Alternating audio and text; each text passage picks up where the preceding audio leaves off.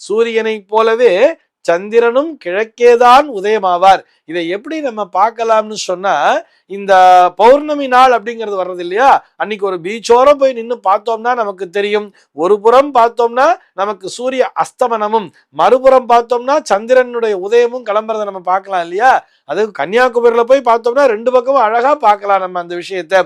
பௌர்ணமி நாள்ல அங்க அவ்வளவு கூட்டம் இருக்கும் தானே. ஆக சந்திரனும் கிழக்கிலிருந்து தான் உதயமாவார் என்பதை தெரிந்து கொள்ள வேண்டும். சரி சார், இந்த சந்திர தரிசனத்திற்கு அத்தனை முக்கியத்துவம் என்ன அப்படின்னு சொல்லி பார்த்தோம்னா, இந்த பிறை அப்படிங்கிறது இருக்கு இல்லையா, அதாவது இந்த மூன்றாம் பிறை அப்படிங்கிறது இருக்கு இல்லையா, அதைத்தான் பரமேஸ்வரன் தன்னுடைய நெற்றியிலே சூடிக்கொண்டிருக்கிறார், தலையிலே சூடிக்கொண்டிருக்கிறார் அப்படின்னு சொல்றது. அதனாலதான் அவருக்கு என்ன பேரு, பிறை சூடன் அப்படின்னே சொல்லுவா தெரியுமா. சந்திரசேகர சுவாமி அப்படின்னு சொல்றோம் இல்லையா.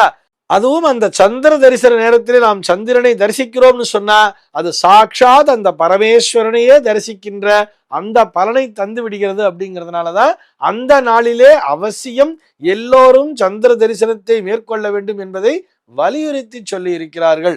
இதை ஒரு சில பேர் எப்படி சொல்லியிருப்பான்னு பார்த்தோம்னா, நாலாம் பிறையை பார்த்தோம்னா, அதாவது சதுர்த்தி நாளன்னைக்கு தரிசனம் பண்ணோம்னா நாலாம் பிறையை பார்த்தா நாய் படாத பாடுபடுவான்பா அப்படிங்கிற மாதிரிலாம் சொல்லி வச்சிருப்பா.